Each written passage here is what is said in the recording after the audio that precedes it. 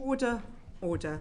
Welcome to the Treasury Select Committee on Tuesday the 2nd of December 2025. Today we're starting our sessions discussing the budget of last week, and our first session is with the Office for Budget Responsibility. Obviously today we had expected to have the then Chair of the Office for Budget Responsibility, Richard Hughes, as a witness. As we all know, yesterday he resigned following the publication of the Hogg Review into the inadvertent release of information about the budget last Wednesday before the Chancellors had spoken. I do want to take this opportunity to put on record this committee's thanks for his stewardship of the OBR over the last 5 years. In that time, of course, he was appointed during COVID. He also had to handle the challenges of the mini-budget, and we were very pleased to reappoint him to that position in May. So we wish him well in his future career. We're also clear as a committee of the vital importance of the OBR in our system and strongly defend its independence. And we will obviously have a role in appointing his successor. We're not planning today, I should say to our witnesses, to discuss the Hogg Review because it only came out yesterday, and we recognise that it itself recognised that there needs to be more work done to ensure that the OBR has more secure systems in future. So we will be calling witnesses from the OBR, maybe you, whoever that may be at the time, in some point in the new year to discuss what the next stages of that are. So we won't be discussing that today because we recognise that you won't have any answers. So Mr. Joseph, did you want to just say anything about that? Can I just say one thing, Chair, and thank you for your words there. I did just want to say on behalf of the leadership of the OBR, and I know also on behalf of Richard Hughes, that we would like to apologise to this committee, to all members of Parliament and to the Chancellor and the Prime Minister about the early release of the document on 26th of November. We do know that this was hugely disruptive to two hugely important parliamentary events, Prime Minister's questions and the Chancellor's budget statement. We completely understand the importance of those events for parliamentarians and for the public. We also really understand the work and the care that goes in across government from the Chancellor down into the presentation of the budget statement. So everyone at the OBR deeply regrets that this happened. As you say, you have the report of the investigation into this, into what happened and how we can make sure it never happens again. And we would also like to thank Baroness Hogg, Dame Susan Rice, Professor Kieran Marston and the whole team for producing that report. And you can just be clear that David and I are fully committed to implementing all of the recommendations in the report to ensure this never happens again. Thank you very much for that, Mr. Joseph. So I think we'd expect nothing less, and we do want to get into the detail of how you secure your information in future, but recognise that you won't have had the chance to have enacted anything in that report, which itself recognised more work needed to be done. I'd like to welcome then our witnesses from the OBR today. We have, you've just heard from Tom Josephs, who's a member of the Budget Responsibility Committee, and we have also Professor David Miles, who's a member of the Budget Responsibility Committee. So thank you very much for coming. I just wanted to start, if I may, with the letter that you wrote to this committee, which was mentioned in the forecast documents last Wednesday, and which we received on Friday. So how unusual was this budget process this time around, including the information that came into the public domain, and when? Professor Miles. I think we felt that there was a need in that letter to set the record straight on the process by which the forecasts were created at the OBR. I mean, in particular, to remove some misconceptions about them that we saw circulating in the media. We know that this committee has a strong, legitimate interest in our processes and how they're done, and so you deserve to know things. And we were planning to wait until immediately after the budget to release the letter that came to you. The reason it came late was that, as we all now know, there was an unfortunate incident, early access by some parties to our document, and so we were spending most of the immediate aftermath of the budget dealing with that, trying to set up the panel to investigate it, and therefore the letter didn't come to you until slightly later than that. I think it might have appeared to some reading the media that the OBR came under certain pressure and may have acceded to that pressure on several things. For example, moving the window that we use to assess market expectations of interest rates in a direction which might have been helpful to the government. There was some speculation over that. I think there was some speculation that we had somehow helpfully come up with some extra money, some funds fallen down the back of the sofa, so to speak, at the last minute. I think there was also a view that the OBR's forecasts were wildly fluctuating in the process, both leading up to the pre-measures forecast and perhaps after it as well, and that had made the budget process more chaotic than it otherwise would have been. And so we were keen to set the record straight on some of those things. Some of it is very straightforward. For example, the window that we chose to use to set market expectations of interest rates, which has quite a significant impact on the assessment of where debt interest costs are going into the future, had been decided on, I believe, back in July. So there was no sense in which that was shifted at the last minute to try to find a window that might be particularly helpful. I think it was also important to set out that in the lead up to the final pre-measures forecast, which went to the Chancellor right at the end of October, there hadn't been wild fluctuations in our assessment of the outlook. They had gradually got a little bit more favourable in the sense that the margin, or the headroom as people call it, looked like it dipped from slightly negative to ever so slightly positive. But there were no wild fluctuations in those things. We've seen that obviously in the letter on the table, which I should say, of course, that information is in the EFO every year anyway, most of it. What was new in the letter that you sent us, just so people are clear? Yes, what was new in the letter, it's a matter of record in the EFO, as you're well aware, Chair, that we show what the pre-measures estimate of the so-called headroom is. What I'm saying is some of this information was not new, it's just put together in the letter. Quite so. What was new was just to show the preliminary forecasts that led up to that number. 1 and 2. Correct.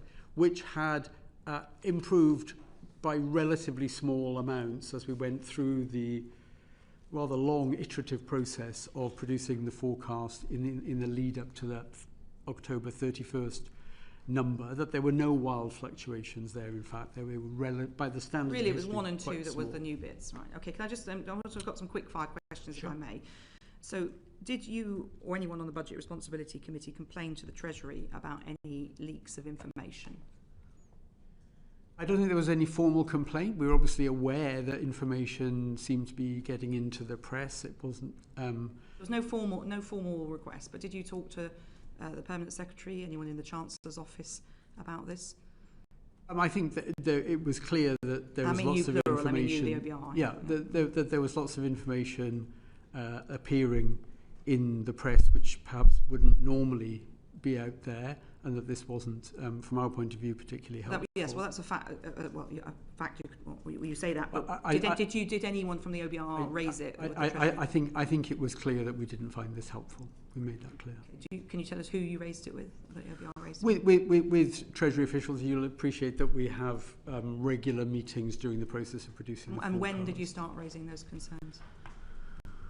I think certainly during the lead up to the pre-measures forecast, when there was speculation, some of these misconceptions, as I've described them, were appearing in the press, and we made it clear that they were not helpful, and that we weren't in a position, of course, to put them right. And what response did you get when you raised these concerns? I think there was a recognition that this wasn't terribly helpful as well. This is all very genteel. So you raised concerns generally with the Treasury? With Treasury officials, I should say. These meetings. So did you suspect then maybe where the leaks were coming from? It was very hard to say. I mean, are you aware that Treasury officials tried to do anything to put the word out to stop future leaks? I don't have any direct evidence of that. Okay. And when did you then decide to pull together the information and include the information about rounds 1 and 2 in a letter to the Treasury Select Committee? Because obviously this would have been published, or the EFA was published sometime before the budget, or finalised, the text would have been finalised. So you mean the letter that decide to write the letter? Yeah, yes. Yeah. I think from memory, we started producing a draft. Richard produced a draft. We looked at it and commented on it quite soon before the budget. Maybe, I mean, it could have been in the final week or two. Okay, so not long before the EFO was, because the hard copy would have been published presumably 3 or 4 days before the budget itself. Yeah, I mean, very close to the budget and itself. When did you ask? When did you talk to the Treasury about publishing the letter? Because it's very clear the letter that that this is agreed with the Treasury, that this letter. Yes, it was. The letter was agreed with the Treasury, or the Treasury agreed that we should release the letter. Keen to do so in a way that didn't set a precedent, that this would now happen routinely, that we would show many different rounds of forecasts, that we would not do that in general, but it was in the context of misconceptions that were out there, which was unusual and we hope will not happen again. So who at the Treasury agreed with the OBR that this letter should be published? I mean, my impression was Richard obviously was dealing directly with people in the Treasury about that. I think it certainly went to senior officials in the Treasury. As far as the Permanent Secretary, or John Joseph is nodding. Yeah, I believe so. Yeah, Richard talked about it with the Permanent Secretary. Okay. And did any members of the Budget Responsibility Committee or the committee as a whole consider commenting or correcting any information in the public domain in the run-up to the budget? You sort of touched on that.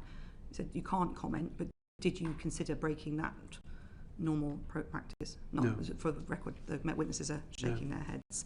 And did the OBR undertake any leak inquiry in your own organisation to ensure that any of the leaks about the budget had not come from within the OBR? We made it very clear to everybody in the OBR right from the outset, and repeated it throughout the whole process, that we do not leak information about the budget process. And I don't think there's any evidence at all that happened. Okay, so you're absolutely confident it didn't come from you. You've talked about the concerns about the public debate in the run-up to the budget in general. Are you particularly concerned? I mean, some of this is market sensitive. There are issues about obviously a lot of politics swirling around. What were your major concerns about the information going into the public domain? I think that there were, as I said earlier, described as misconceptions. One, that the OBR itself was a source of difficulty by our forecast gyrating enormously in short periods of time, which, I mean, had it happened, would have made it a much more difficult process than it was. It was always going to be a difficult budget. That would have made it more difficult. I think we were particularly keen to make it clear that the specific decision on the window for the interest rates was not under pressure to somehow pick a particular period that was advantageous when gilt yields might have been unusually low. And Dame Harriet. Yes, thank you very much for clarifying some of this. And it seems to me that the most damaging moment in this whole period was the evening of the 13th of November and the morning of the 14th of November, because the gilt market moved very dramatically when it first heard the information about the fact that there might be some positive news in the Office for Budget Responsibility forecast that was not just the productivity issue. And so it's helpful that you've clarified that the window wasn't during that period, but are you concerned that during the period until the Treasury clarified that there was some positive changes to the Office for Budget Responsibility forecast to the markets on the morning of the 14th of November, that there was a false market in gilt prices in the run-up to that moment? I think our concern was that there seemed to be a misconception that there'd somehow been some bad news. Now, I don't know quite where that... some good news, rather. And I'm not sure where that came from. I mean, it didn't exist. What had happened was that the forecast for headroom had gradually improved a little bit in the lead up to the 31st of October, but we weren't aware of giving any extraordinarily good news after that. Potentially between the 31st of October, when you gave your final numbers, and that moment when it emanated from an organisation that you're saying is not the Office for Budget Responsibility, that there was some good news in your forecasts that would offset the productivity downgrade. Potentially during that 14-day window, there was a false market in gilt prices. Well, I'm not sure how much attention people were paying the market moved when the information was confirmed to the markets. I don't think there was a particular concern in the OBR that there'd been overt market manipulation so that people would be misled about the state of the finances. The fact that that there was a story that the news was slightly better seemed in part to be a reflection of an earlier perception that the inflation outlook was a bit stronger and wages were a bit stronger. And it was true that that was the case. But most of that, in our forecast, most of that had already been factored in by October the 31st. Now, whether or not there was a kind of delayed response to that in the wider world is a bit difficult to judge for me. Sorry to keep pushing on this, but I think it is an important point. If the Chancellor says one thing on the 4th of November about the bad news in the Office for Budget Responsibility forecast, but does not mention some of the offsetting good news, potentially during that window, maybe starting on the 4th of November, but certainly she had the information from the 31st of October until the Treasury clarified things on the 14th of November in a way that moved the gilt market. There must have been a false market in gilts, mustn't there, Professor Miles? My interpretation was, and others might interpret differently, that the Chancellor was saying that this was a very difficult budget and very difficult choices needed to be made. And I don't think that that was in itself inconsistent with the final pre-measures assessment we'd been made, which although it showed a very small positive amount of so-called headroom, it was wafer thin. I think I described it afterwards in an interview immediately after the budget as a sliver. The fact that it was a positive number, we're very keen to be clear on this now, did not in any way suggest that the OBR assessment was that the fiscal outlook was problem-free and that there was no case for a substantial tightening in fiscal policy. In part, may I briefly explain why? The plus £4 billion number hadn't taken account of something that we absolutely were going to take account of, and it was well known in government that we were, which was the reversal in some of the welfare decisions, the decision to not cancel the winter fuel payment to pensioners, and the reversal on the PIP measures and other sickness benefits.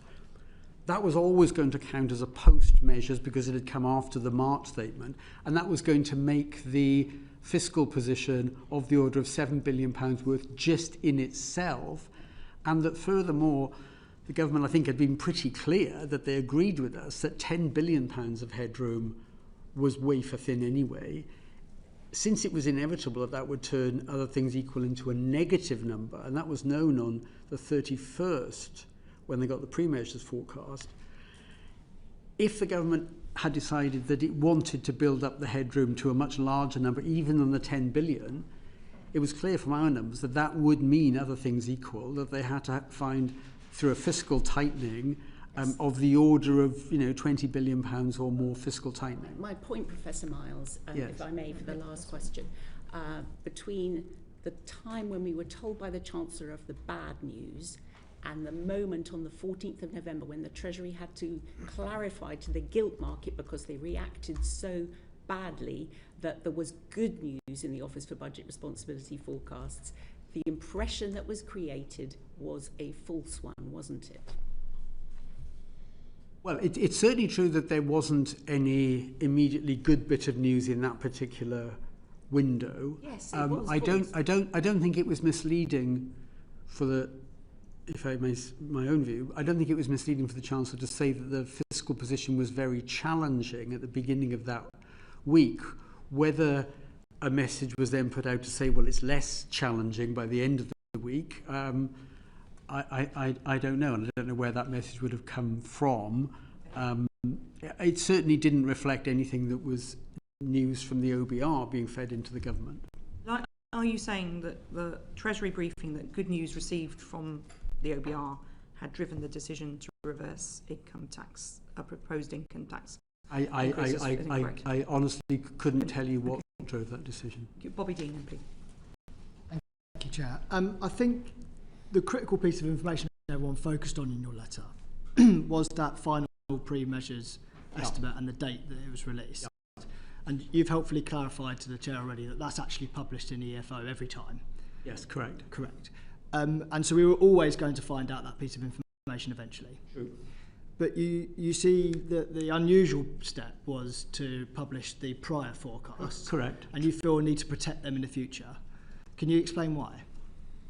Because I don't think it's helpful for the wider world to be, being fed information week by week, which is happening as we iterate toward a forecast. But at the publication of the EFO, you already tell us the dates. The EFO will always tell you the date, and it will give you the number pre-measures. But to provide a kind of running commentary on all the steps that get you there, which do move around, isn't particularly helpful. The reason why I think it was felt helpful to show those particular numbers on this occasion was there seemed to us to be a misconception that the OBR was in some sense adding to the difficulties of this budget by its own forecast fluctuating by enormous amounts almost from one week to the next, and that didn't happen. Could you explain to us why they might fluctuate between events? Oh, I mean, they might fluctuate as a result of, for example, an enormous increase in oil prices, a collapse in equity prices, a announcement of an enormous increase in tariffs on the UK. So there's all kinds of economic shocks that can come, almost in the space of a few days, that it's perfectly right that we then take notice of and update. So I want to know why it's not right for our committee after the event, not running commentary throughout the process, not to have that information to hand going forward. Do you mean in real time? No, I mean on the publication of the EFO, you already published the dates of the. Yes, so I see what you mean. You could have the figures that sit by that with explanations about why it went up and down in your forecast. Why can't we have that? I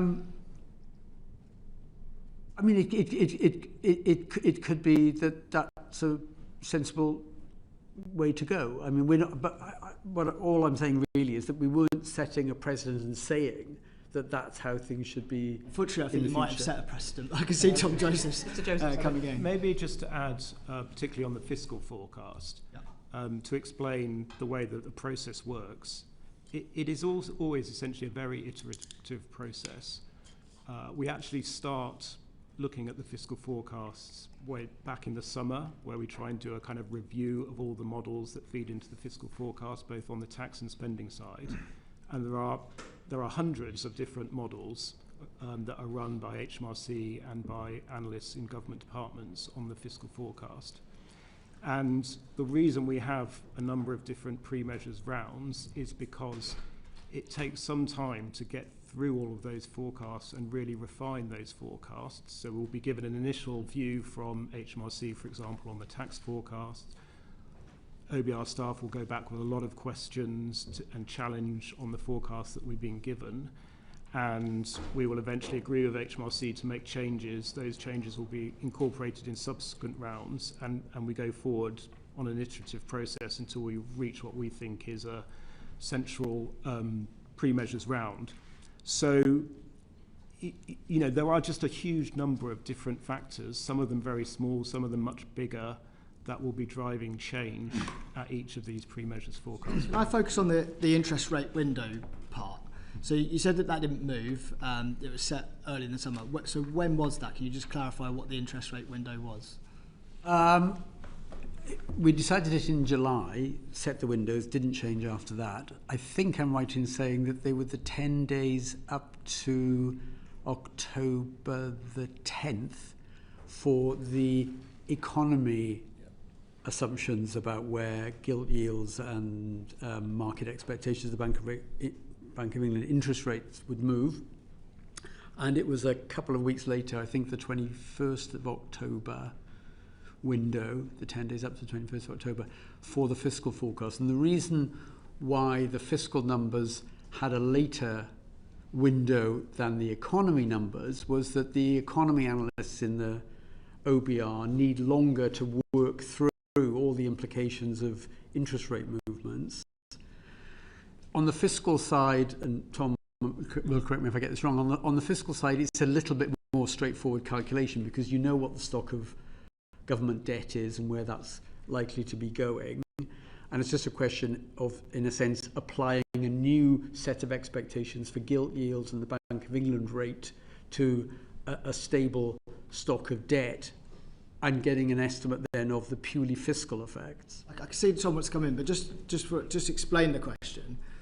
Obviously, this is known to the government, and the government's communications can actually affect some of these markets, as we've seen, and as Dame Harriet Baldwin was alluding to. Do you fear that at any point during the cycle that the government communications could end up affecting the end OBR figures? Well, they'd have had to be very clever and work out, what kind of information to give on which particular days to try and manipulate the yields in a particular direction. And I'd be surprised if people thought that could be successfully done, even if they had a mind to try and do it. Mr. Josephs, yeah. Just wanted to add one thing, which is why we chose to take this later window for the fiscal forecast. And that was because we have agreed with the Treasury that we would close our pre-measures forecast earlier than has been the case in the past to allow the Treasury more time to finalise their policy package. But because we were therefore closing the pre-measures forecast earlier, we had some concerns that would mean that the window we were taking for interest rates would be out of date, essentially. So that is why we decided this time to take that later window for the fiscal forecast for interest rates. As David said, we agreed that early in the process. We communicated it to the Treasury in September. So it could have gone either way, if you like. At this event, it turned out to be slightly favourable to the Treasury, but that was obviously not necessarily going to be the case. Final question, if I may. Professor Miles, you spoke about how the news story broke that there'd been some change to the OBR forecast, and it was around about the time that it was widely reported that the income tax rate proposal had been dropped. Is the real reasons for the letter that you as an institution felt like you were being used as a political tool in the discussion? I think it was more that there were misconceptions out there that were wrong and actually damaging to the OBR, that we had exceeded to pressure at certain points, for example, on the window, that we had helpfully found some money at the last minute, that our forecasts were all over the shop and were just making it chaotic for the government and making decisions. I think it was more these things were both wrong and damaging to the OBR and to the process. Thank you very much. John Gale, MP. Professor Miles, do you think the scene setter that the Chancellor held in number 11 and the wide understanding that meant income tax was going up was a reasonable response to the final measures 4.2 billion that you'd handed over 4 or 5 days before? I think the 4.2 billion number, a positive number, so that the central guess as to where the margin would be 4 years down the road was by a tiny margin, just the right side of zero, was actually not a number, at the risk of repeating myself, was not a number that we in the OBR in any way wanted to be interpreted as this is very, very good news. There is no hole to fill, as people were saying. Do you think it was sufficiently bad news Well, to I think, justify the way it was presented on the 4th of November? well, I think it posed a significant fiscal challenge to a government that wanted to increase the headroom, and I think it was pretty clear. That wasn't the justification given on that occasion, was it? Well, I can't remember the Chancellor's words. I think She didn't talk about headroom, did she? Well, I think the message was more, but the Chancellor will speak for herself, of course. I thought the message was more, this is a very challenging fiscal position, and all I am saying is that a number that was plus 4 billion in the pre-measures forecast is not inconsistent with the statement, the sentiment that this is a very challenging fiscal position. Because in order to get from there, given that it was going to go from plus 4 to something like minus 3, definitely, because we already knew that we had to take into account the reversals that had happened on winter fuel payments and PIP. It was definitely going to go from plus 4 to minus 3, just holding everything else constant. But there's a difference, surely. I mean, I understand your characterisation of the bits that were missed out of the 4.2 billion. Yeah. But there's a big difference, surely, between saying we need to have some headroom to make up some extra headroom because 10 was too thin. Yeah. And increasing taxes by 26 billion for many welfare measures. Well, I think the arithmetic. I'm not in a position to speculate on what message was the government was trying to get across and how that might have changed. I can just talk you through the arithmetic. I mean, if you start out with plus 3, you know it's going to go to minus 4. Sorry, plus 4 goes to minus 3. Yeah. And you said, how much do you then need in fiscal tightening to get back to the 10 billion which had been there in March? You need 13 billion pounds of fiscal tightening. If you thought, and clearly it was our judgment in the OBR that this was a reasonable assessment, that 10 billion was itself actually a very small number given the uncertainty, and you thought you were trying to get to 20 rather than 10, instead of needing 13 billion pounds of fiscal tightening, you would need 23 billion pounds of fiscal tightening. That's quite a challenge, and therefore the message you think that it was difficult was not inconsistent with the plus 4 number. I'm saying no more than that. Right, okay. So can I just go back to the letter? When did the OBR decide they were going to signify in the EFO they were going to write a letter?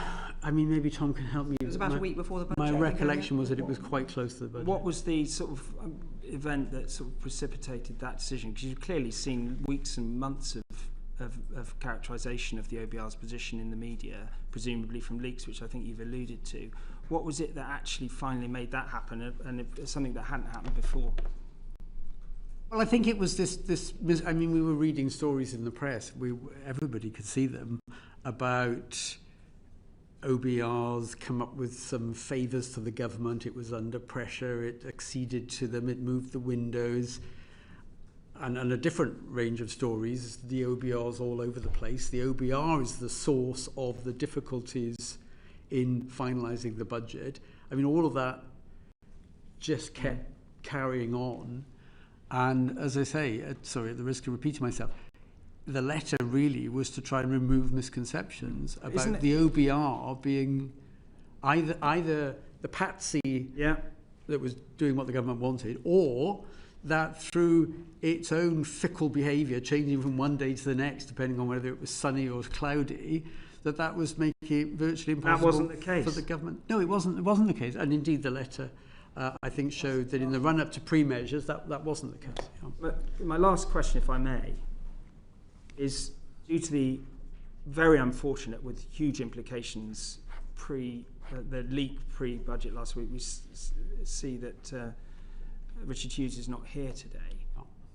But the truth is, that letter was about something completely separate to that event, which is about essentially the level of trust between the Treasury officials and the OBR in the preparation of a budget for our country.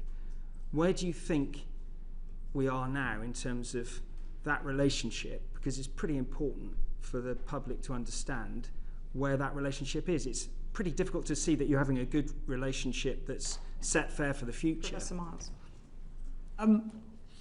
Well, I wouldn't say we're at war with the Treasury. I mean, we have a very close relationship with the Treasury. In fact, we rely not just on the Treasury, but other departments in government for analysis of many sorts of measures, the DWP, HMRC, as well as the Treasury. And there are lots of very good, from my point of view, economic analysts in the Treasury, and we rely heavily upon them.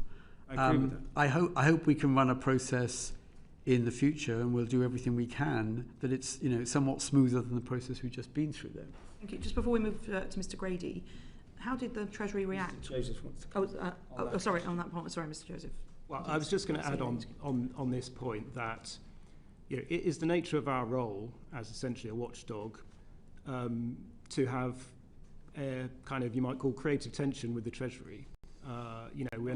We are not doing our job if we are not having disagreements with the Treasury on analysis, if we're taking different judgments from the Treasury, and which in many cases they will disagree with.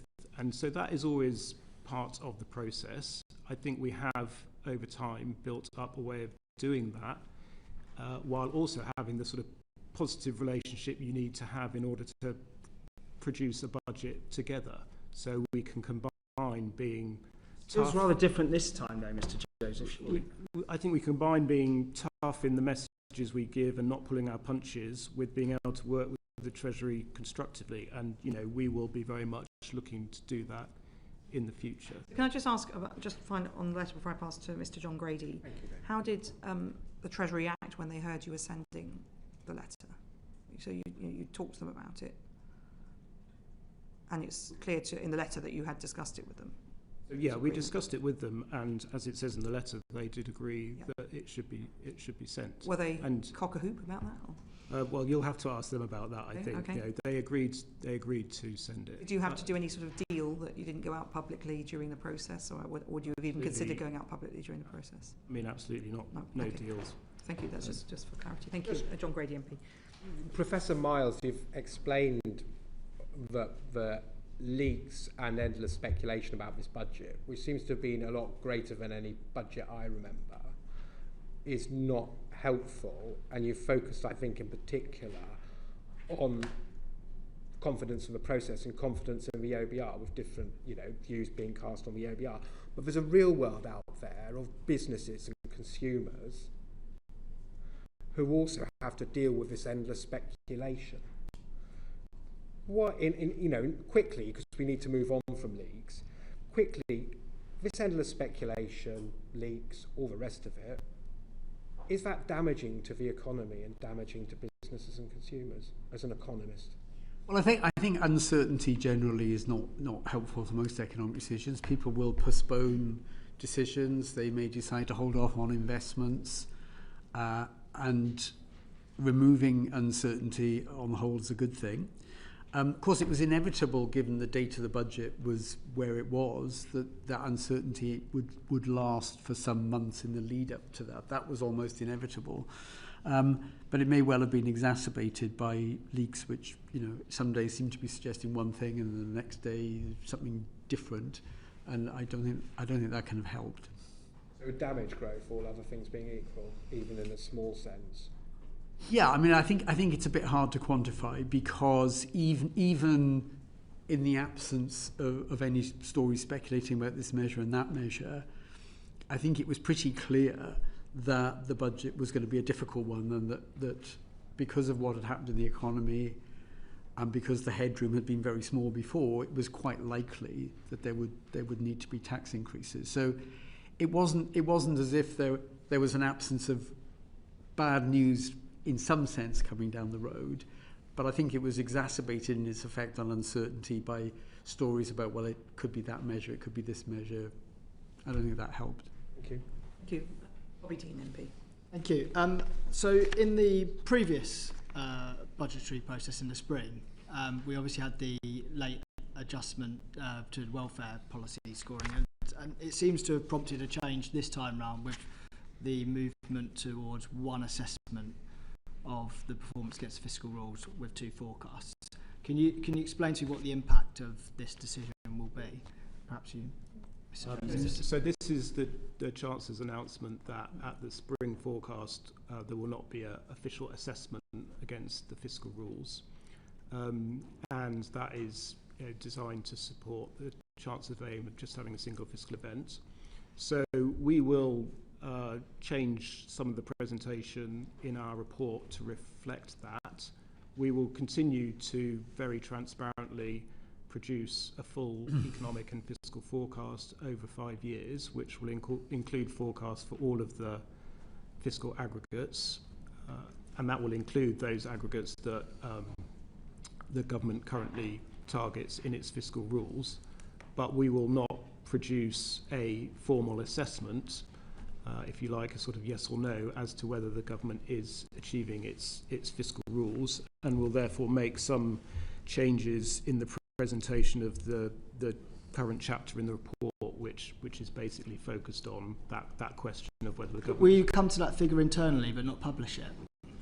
Well, so we will publish, as I say, all of the information on the public finances, including forecasts for... My question is, will you determine the figure but just not put it in the EFO this time? Well, the number for the current balance will be in the EFO, the number for public sector net financial liabilities. So the two measures will both be in the book, but there will not be a formal assessment of whether or not the government is meeting this targets. But the numbers will be there. So ordinarily, as you know, the Treasury Committee has the OBR and we have economists in before we have the Chancellor in. Will the economists be able to tell us the answer? Yeah. Yes. Yes. So in reality, you're not making a formal assessment, but we're still going to have that assessment. The speculation will remain the same. The reaction to that figure will probably remain the same. Well, the numbers will be there. I think what we will try and do in the report is provide some more context, because we'll have a bit more space and time to be able to do that, to explain some of the kind of uncertainties around those numbers and some of the risks ahead of the autumn budget, which is when the formal assessment of the rules will take place.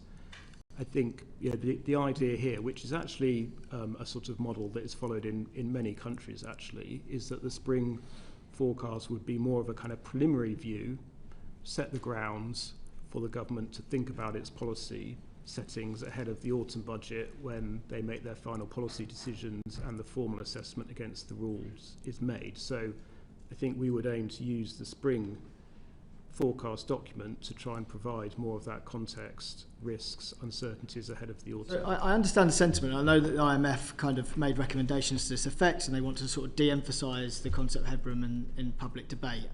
But I guess the reality is, if they're seen to be off track and there is no repair made in that spring statement, the market's going to react accordingly, aren't they? Well, as I say, the numbers will be there, and it will be for the government. The government has said it will not respond, I think, unless there are exceptional circumstances, I think is the language they've used. But as I say, I mean, this is not an unusual way to run a fiscal calendar and a fiscal process. It is very similar to the approach that is used in many countries around the world, where you have a sort of single main fiscal event where policy is changed and a preliminary forecast ahead of that. Yeah, just to say, to quote back Richard Hughes, former OBR chair, what he told the Treasury Select Committee in July, he said that moving to a single annual forecast would make us one of the least fiscally transparent countries in Europe. So do you think the fact that there's still two forecasts but the lack of formal thing means that statement doesn't hold true now?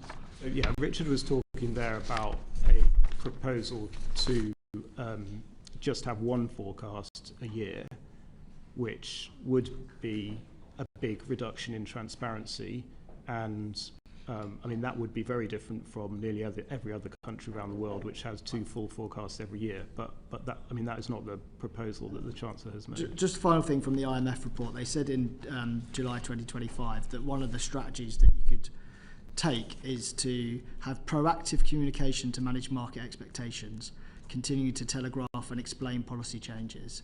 Do you think that the government listened to that particular element this time round, and that was the reason behind a lot of the information getting to the newspapers early? I mean, you'd have to ask the government about their communication strategy. That's not for me. Definitely swerve, Mr. Joseph. Dame Harriet. But further to that exact question, given the revealed preference that we've seen during this budget process of the Treasury wishing to spin various different aspects of the economic and fiscal information they're getting from the Office for Budget Responsibility, does this change to one forecast not make the markets much more vulnerable to being manipulated with spin from the Treasury in the meantime? I mean, I don't think, I don't really see why that would be the case. I mean, this is not, I say, the government's communication strategy is not a matter for us. We are just focused on producing the reports that we're required to produce under the legislation, and we will obviously abide by the change that the government is making. Thank you. You and Yang MP. Thank you very much, Sharon. Thank you for coming before us this morning. Mr. Josephs, I wanted to go back to a point that you've both touched on very briefly in terms of the fluctuations between rounds of forecasts. Yep. And from my reading, the change between round 1 and round 3, so all the pre-measures rounds, is about 6.7 billion. Am I right in calculating that? Between the first and the third round? That's right. Do you have a sense of whether that's large or small compared to previous round 1 to round 3 fluctuations? I think these are generally rather small changes compared to some of the fluctuations you see between forecast rounds. Partly because we have been trying to actually introduce more stability into the forecast through a couple of routes. One is that on the economy side, we do our supply stock takes in the summer and take the big judgment on productivity, which we took this time early, so we've taken that right at the start of the process. On the fiscal side, we've also initiated, or further developed, I should say, a process of engaging with HMRC and the other forecasters in the summer to agree any big modelling changes at that point. So we try and get that into the first round so that subsequent rounds are more stable. Because we do very much understand that for the government, trying to develop policy in an environment where the numbers are moving does make it difficult. I mean, sometimes it's unavoidable because there will be new data that come out either on the economy side or on the fiscal side that means that just, the numbers are going to change substantially and there's nothing you can do about that. So in this case, the 6.7 billion fluctuation from round 1 to round 3 is actually smaller than what it might have been in the past when your forecasts were more unstable. I'd be very curious, perhaps in a letter, if you could set out the volatility from previous rounds that we've not had the ability to see, following from Mr. Dean's comments on having this historical data, if that's... We can discuss that. And can I clarify a figure from the EFO itself? You write about a 21 billion average absolute pre-measures forecast revision to borrowing. Is that 21 billion the amount of difference between different 6-month forecasts? Am I reading that That's correctly? Right, yeah. From one forecast to the next, yeah. So between one 6-month forecast to the next, the average absolute revision pre-measures is 21 billion pounds. So that's quite a large part of historical and current. Yeah, and I mean that does just reflect the uncertainty around any fiscal forecast, and obviously over the last 15 years the OBR has been in existence, there have been some big shocks to the economy that have changed the fiscal outlook. There have been some big changes to policy that have changed the fiscal outlook, so it reflects that, yeah. So that, I mean, to go back to your points earlier about trying to address the misconceptions out there that forecasts vary wildly between rounds, I would say is it not correct to say that between different rounds week to week there might not be that huge variance, but certainly between 6-month forecasts there is a large variance in terms of the context of the fiscal headroom. Yeah. Okay. Now, just turning to the macro picture onto productivity and to Professor Miles, we've spoken to you at previous appearances in this panel about your optimism on growth relative to other forecasters. Of course, the IMF, the Bank of England and others downgraded the UK's productivity in previous years and in the last 2 years. And there's been a lot of discussion about your decision to get downgraded now versus previously. So could you reflect a bit on that decision now? In hindsight, it's very easy to say in hindsight, but in hindsight, do you still back your judgment that it was right to downgrade now and not earlier? Professor Miles. I do, but I would say that, wouldn't I? I think what we're trying to do, well, I know what we're trying to do, is to form an assessment of the underlying trend rate of growth of productivity. And underlying trend rate of growth of productivity is not something you can just look at the measured productivity as the ONS produces it and say, it's doing that, therefore the trend is this. And the reason is, as well as problems that have been particularly acute in recent years with measuring labour input, but setting that to one side, there are periods when there are major shocks to an economy, and COVID and the energy price shocks after the Russian invasion of Ukraine were two examples, COVID in particular, which generate huge fluctuations in measured productivity, sometimes huge reductions and then a bounce back, which actually tell you nothing about the trend rate of growth of productivity.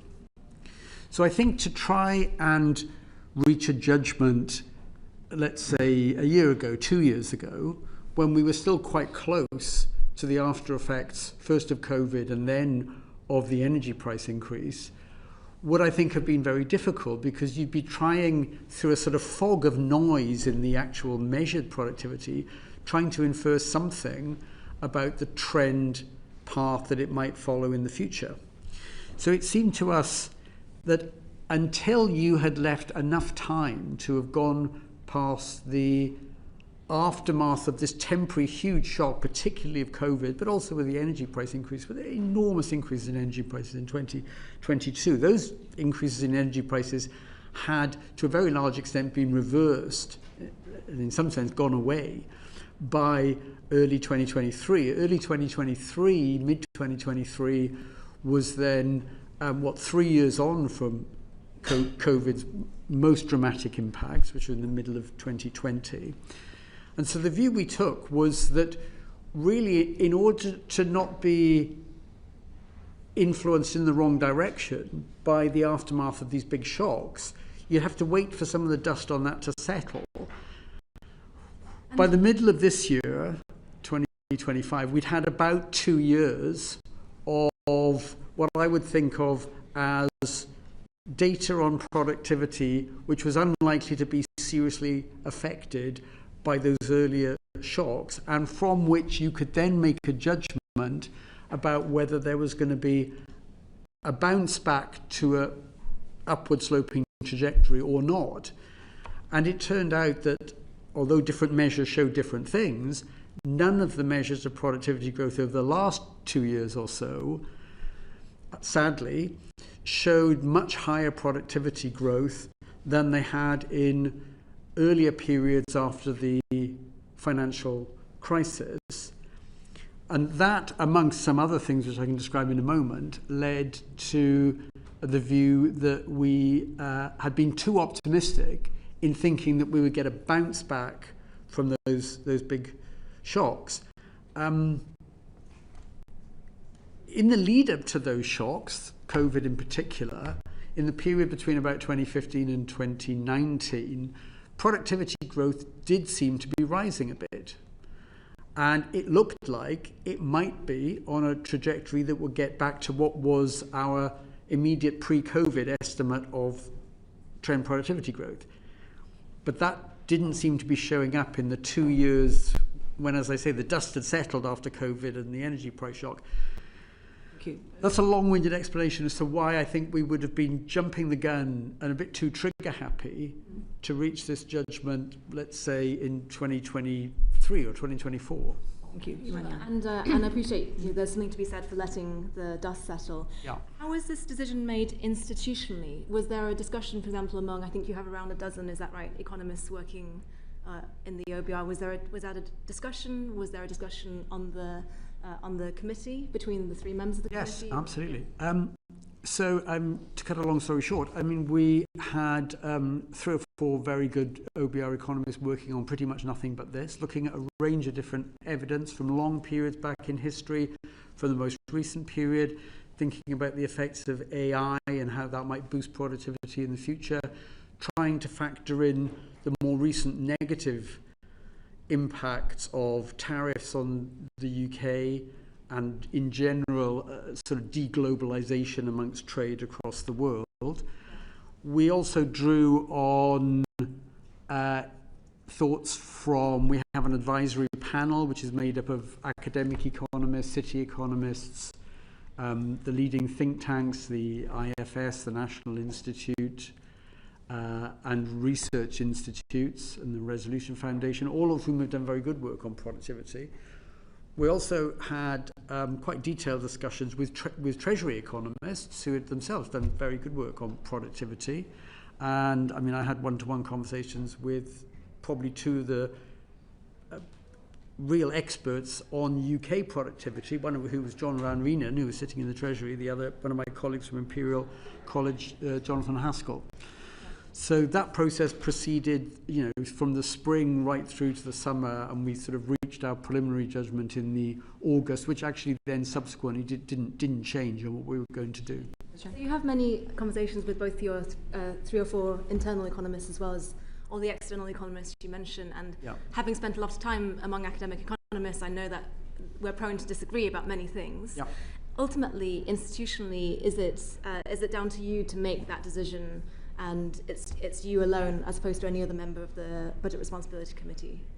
Well, I take the lead on economic analysis, so it was perhaps likely that my colleagues would look to me to reach my own judgment first, but then to assess whether or not they agreed with it or thought it was still too optimistic, had become too pessimistic. So I think it was a decision of the Budget Responsibility Committee, but given that it was about an economic issue, and my role is to be, in some sense, the lead on economic issues, they kind of, I suppose I got a bit more weight than the others in the decision. But ultimately, it was a collective decision of the 3 of us, now 2 of us. Does it tend to be on the committee that, for example, Mr. Josephs being the fiscal go-to gets the say over fiscal issues, that you get the say over macro issues? You kind of each keep to your own. I wouldn't say. Sorry, I'm sorry to cut. Apologies. I wouldn't say, you know, you get to say in the sense that, you know, this is my judgment. I'm not interested in what you other 2 think, and Tom doesn't do that on the fiscal side. Tom knows much more about the fiscal issues and the complexities of the UK accounting for, you know, government spending here and what's on and off balance sheet. So I listen to him with interest and I learn a lot. Maybe he learns a bit about economics from me. I'm not sure that's true, actually.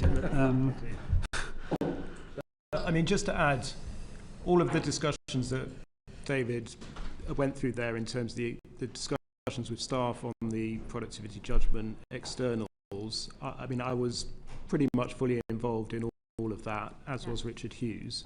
And as David says, although he leads on macro, when it comes to making decisions, we basically do that by consensus. The 3 of you make a consensus decision. Okay, that's really helpful to know. And just one small point on productivity, and you mentioned the view that Professor Miles, you mentioned the view that you've been too optimistic.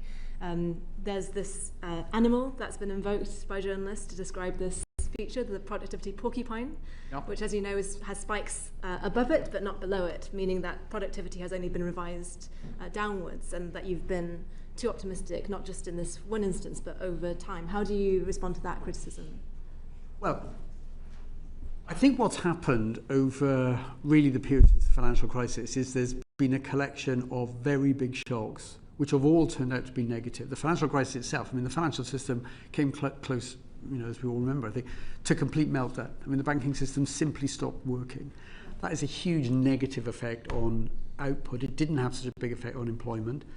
Huge slump in productivity, and quite a lasting recession after that. I don't think that's actually an awful lot to do with trend productivity judgments into the future. But it would certainly mean that any forecast made just before the financial crisis looks ludicrously optimistic.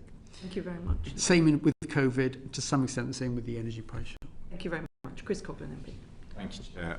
Professor Miles, we spoke about the difficulty for the government of numbers moving rapidly. For me, a major concern for me is that I was looking at your dynamic policy scoring document from 2023, that if I understand it correctly, the OBR doesn't score any fiscal multipliers from year 5 onwards. They assume government policy has no impact. I was looking at your productivity scoring analysis, and in your own paper you say that on the literature review that a 10% increase in UK R&D, some authors find a long-term effect on productivity of a 1.9% increase, which is enormous given the budget had a 16 billion downgrade from 0.3 reduction in productivity. So how can it be a responsible way for economic policy making if we're not allowing the government to take into account pro-growth measures?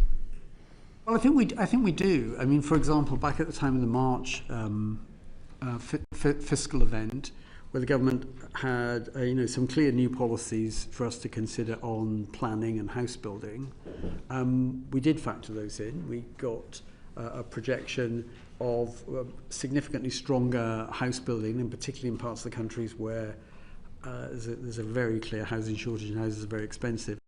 And we factored that in, and it did affect our judgment about productive potential in the economy at the horizon. And we also said that it would become larger the further ahead you look than the 5 years over which the government's targets are assessed.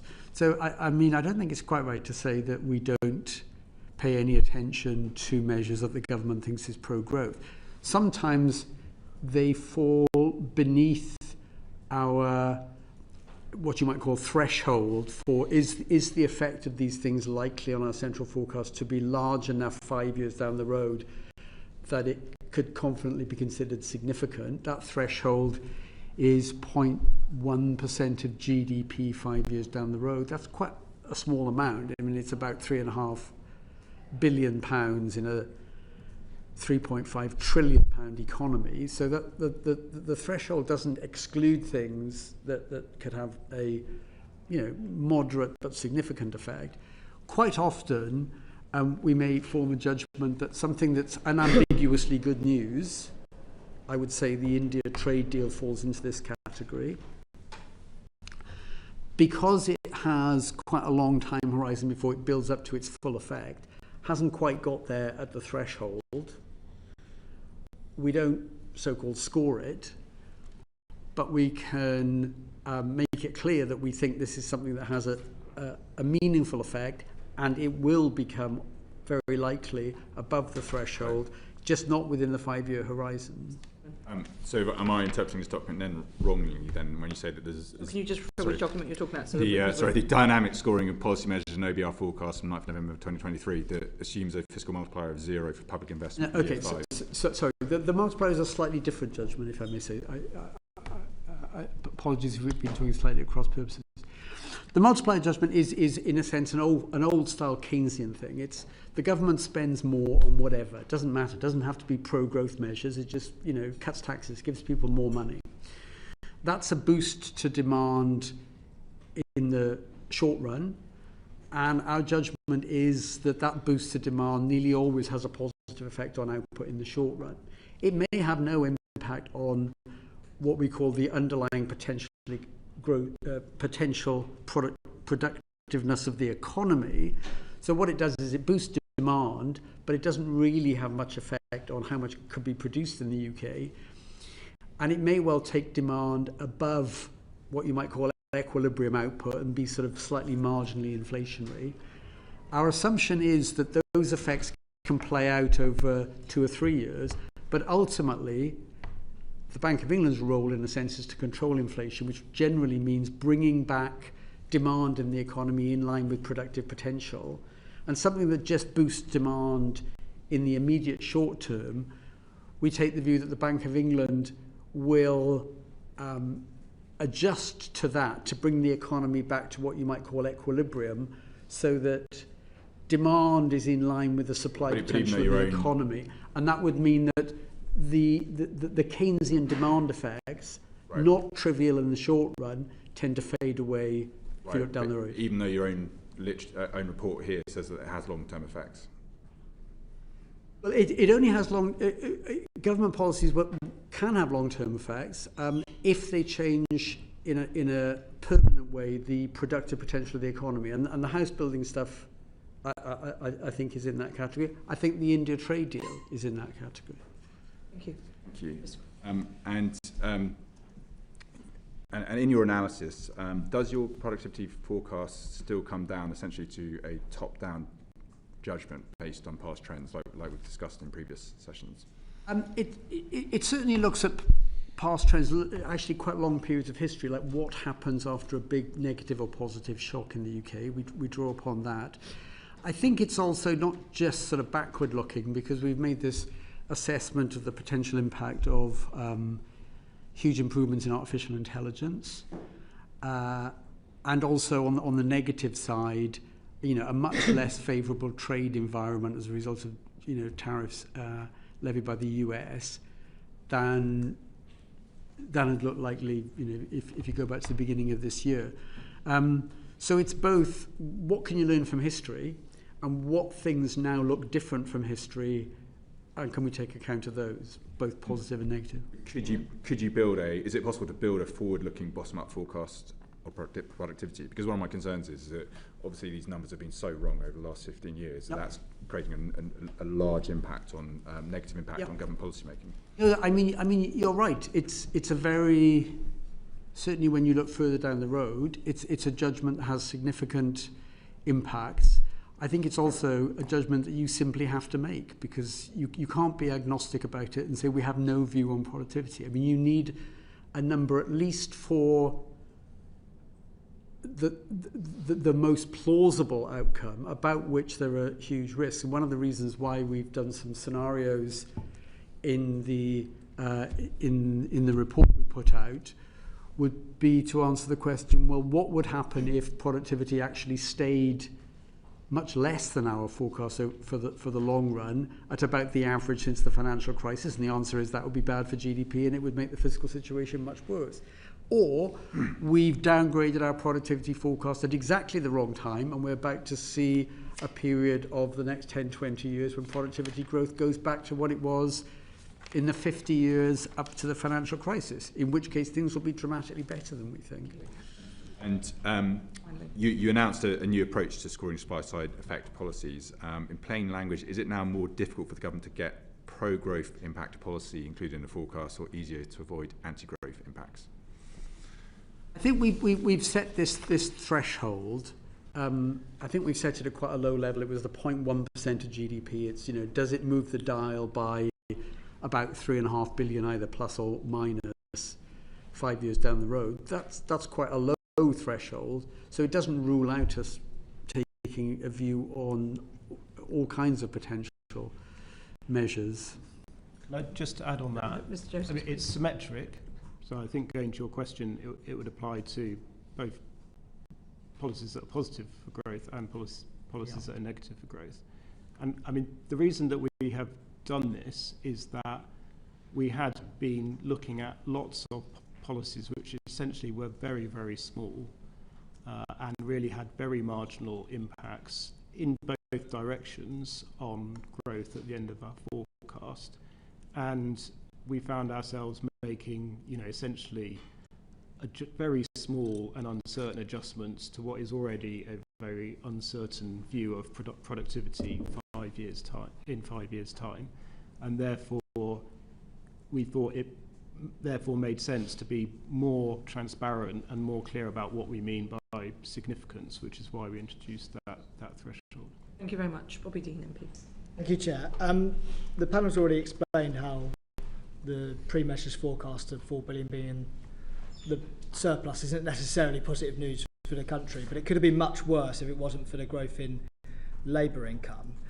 So could you explain to us what that was driven by, and how much of a surprise would that have actually been when you got to that stage? I'll talk about just very quickly the economics and then how it feeds into the fiscal projections. I mean, it just looked like wage settlements this year, as we progressed through the year, had been turning out higher than we thought. I mean, it looks like wage settlements have still been running not far off 5%, even though the labour market has been weakening a bit and vacancies have come down, and indeed very recently unemployment has edged up a bit. So it was a surprise that wage settlements seem to be hanging in at that level, and it looks like, looking at expectations, of companies as to what settlements will be next year, that they'll also be a bit higher than we thought back in March. So that was the wage element of it. On the inflation front, a little bit the same story, that the inflation numbers through the course of this year have been coming in a bit stronger. So we've increased our assessment of inflation for next year by about 0.5%. We've increased our forecast about hourly earnings by a bit more than that.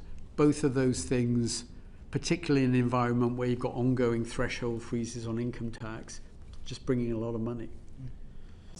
Well, just to add on that, it is the case at the moment that, well, it's particularly the case at the moment that the receipts forecast is particularly sensitive to changes in inflation and nominal earnings because of the personal tax threshold freezes, which just means that for a given increase in inflation and earnings, you get a bigger boost to the receipts forecast than is the case if those thresholds were rising in line with CPI. There were also some other changes within the receipts forecast around the composition of growth, which is skewed more to consumption rather than to investment, which is also fiscally favourable because essentially consumption is taxed at a much higher effective tax rate than investment. In fact, investment has a negative effective tax rate because of capital allowances. And there are a few other factors within the receipts forecast that pushed it up, but alongside the change to earnings and inflation. My follow-up question is, clearly this was positive news from the Chancellor's perspective of trying to meet her fiscal rules, but some have reported this as positive news for the economy overall. There was good news in there. To what extent are these factors good news? And particularly because I'm thinking about the fiscal drag element, how it's going to reduce people's disposable income, might have an impact on consumption. Inflation, obviously, we're actually trying to drive downwards at the moment, not least because of the impact on interest rates and other things. So, though this might have helped the Chancellor meet her fiscal rules on this occasion, is this actually good news for the economy overall? I think if it was just inflation being higher and nominal wages higher, but not in real terms, just they would grow a bit more simply to keep up with inflation, that in itself is neither good news nor bad news. It's kind of neutral in a way. Of course, what it does is with the frozen thresholds, it actually effectively increases the tax rate on incomes because people will get pushed into higher bands. So if that's all that happened, it's really a way of just extracting more tax and not increasing the wealth of the country. Just, one thing to add also is we're just talking about the receipts side. So higher inflation and earnings does also mean higher welfare costs through benefit uprating. It does also mean more pressure on departmental spending budgets, which are fixed in nominal terms by the Treasury at spending reviews, and therefore higher inflation means less real spending power. That doesn't have a fiscal effect, if you like, unless the government adjusts those nominal totals, but it does have an effect on real spending power in the public sector. We could see the real effect of this perhaps in future fiscal events. Thank you very much for now, Mr. Dean. Luke Murphy, MP. Thank you, Chair. My constituents will welcome the action on cost of living in the budget, from the rail freezes to the cuts to energy bills, but could you set out what the trajectory for real household disposable incomes is over the Parliament, how that change is compared to your forecast in March, and what the main reason for that change is? Unfortunately, it's a bit less optimistic, and it's lower growth in real. If you take real household disposable income per person, seems to me the best measure, because it adjusts for population, it's in real terms, and it adjusts for taxes being taken off people. So if you wanted a sort of single number, real household disposable income per person seems a good one to me. It's a bit stronger this year than we thought, largely on the back of wage settlements being a bit stronger. But what happens further down the road really is that the judgment we've made on productivity to reduce it by about 0.3% every year or in terms of the growth rate, it's very difficult for that to not show up in lower growth of real household disposable income. And so looking beyond this year, the growth in real household disposable income is, around about 0.3 of 1%. Now, in the longer term history of the UK, certainly over the last 100 years, that's a very low number. But I think it's almost inevitable when, first of all, there's a significant fiscal tightening, and secondly, a judgment that we made, a difficult judgment, that the rate of growth of real productive potential in the economy is a bit lower. Just on the measure, the RHDI, is it the most accurate measure of living standard? I ask because it includes imputed rents, it's gross of housing costs. Yeah, Wouldn't a measure net of housing costs be more accurate? The imputed rents thing can seem a bit weird. That why would you? I think just anyone watching, just do you want to explain what imputed rents are? Yes, sorry. I'm sorry. We all know, but imputed rents is the valuation placed on the services that people get from owning their own home and, in a sense, not having to pay rent. In one sense, that is a real source of income. That if people just decided, you'd pay rent to your neighbour and they'd pay rent to you, that would show up as rent and that would be income and it would show up in GDP. So just because people own their house doesn't mean that the services they get are any different. So the idea, which I think has some merit to it economically, is that you count the so-called imputed income that people get from the rental services of a house, and the only reason they don't pay rent on it is they actually own it themselves. Including housing costs? Why would you include housing costs in it? Isn't a measure that doesn't that exclude? No, I don't think housing costs would. Yeah, I'm not quite sure that there's an obvious offset there. The real income from imputed income is a real thing. So, for example, if interest rates went up and people had to pay more on their mortgage, in some sense that's a transfer. If you think about a bank or a building society that's getting deposits from UK households, interest rates go up. It's kind of a transfer from those who've got a mortgage to those who've got savings in the bank. That's distributional, but it doesn't affect the average level of real income in the country. So I think that's more a distributional thing. But I think your question is more subtle than that, but I need to think about it. Maybe we could follow up. Okay, maybe we could. Can I just quickly turn to migration data, because the latest data is much lower than you forecast. Yeah. And I just wondered what the fiscal implications of that are. I think it depends very much, and I don't know quite what the composition is of the people coming to the country more recently. It depends very much on who's coming. Are they people who come predominantly, they're going to work, they'll earn average incomes in the UK, maybe higher than average incomes in the UK, they'll become taxpayers very quickly. That, in the short run anyway, is positive. Those people, even if they have dependents, the dependents won't be eligible for welfare payments for some time. So the short run impact, if the great majority of people coming into the country is positive, and if those numbers go in the other direction and come down, and there's far fewer of those people coming in, then in the short run it's fiscally less favourable. Of course, what may have happened, and I haven't looked in detail at the very latest numbers, which only came out a few days ago, I think. It depends very much on the composition. So you could have a reduction in the number, but an increase in the proportion of people who are directly going to be working, and far fewer dependents, and maybe far fewer students who are not going to be generating any taxable income. So it depends on two things very much, I think, not just the absolute number of net migration. It's what kind of people are coming, what proportion of them are working, generating tax, what proportion of them are not.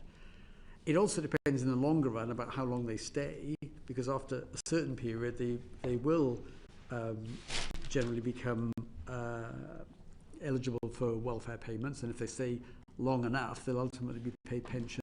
Do you have all the necessary data in order to make that assessment based on? I think we do on the very latest numbers, which, if I'm right, came out just within the last few days.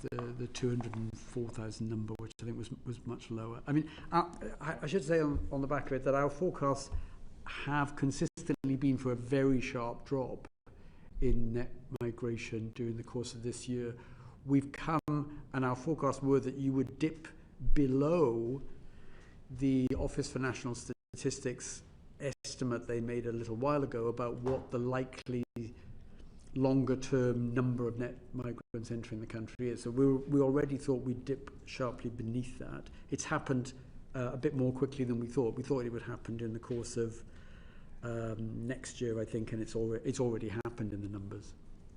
Harry. On this point, one of the characteristics of that recent data was the number of people leaving the country. Yes. And I wondered whether there is any data on what the tax take would be for the people who are leaving versus the tax revenues from the people who are coming in, and whether you're able to make any assessment of that at this point. I mean, you're right. That's very important for thinking about the net fiscal impact. I have not seen yet, maybe Tom has, I have not seen yet a breakdown of the very large number of people leaving to know, how many of them were taxpayers, what were their average incomes. You need to know. Is that something that you've asked for, Mr. Josephs? So we haven't, I don't think we have seen that data, so we would have, that is something we would have to look at for our next forecast. So it is possible you'll look at that for your next forecast. Yeah. Thank you. John Grady, MP. Thank you very much, Dame Meg. So I welcome the much higher headroom, but commentators point out that it's based on quite significant backloading. So savings of 24 billion in the final 2 years. Much of the tax is forecast to arrive almost 3 quarters after April 2029. We've also got the transfer of SEND provision from local government to central government. That's 6 billion or so. And defence spending is planned to increase, and there's a real question about, the level of threat versus defence spending. So against all of that, perhaps start with Mr. Josephs to give Professor Miles a rest. How confident are you that the target of a balanced budget on current account will be achieved in 29-30? Yeah, thank you. So, I mean, a few points there. So, I mean, in terms of the target itself, as you say, the Chancellor's increased the headroom against that target quite significantly compared to the past. So 22 billion is almost double what it was in the past, and as we were discussing earlier, it's kind of roughly equal to our the average change in our forecast from event to event. It is important to underline that is a central forecast, so the risks are in both directions, both upside and downside risks. It is also the case, as you say, that the decisions in this budget have meant that the consolidation is more backloaded than was the case in the past. So policy decisions in this budget actually increase borrowing in the short term and only decrease borrowing right at the end, and therefore the kind of profile for the fall in borrowing and the fall in current budget has been pushed back. And yeah, there are a number of significant risks around that, a number of which we discuss in the reports. You've mentioned a couple on public spending, and there is the commitment on defence. That commitment the government has actually funded in the spending review period through a reduction in the development budget, but the ambition to go even further beyond the spending review period and meet the 3.5% target in the 2030s is clearly a significant pressure. We estimate that reaching that target in today's money is about 35 billion. But I mean, that is further off. I think that's 2035 by memory.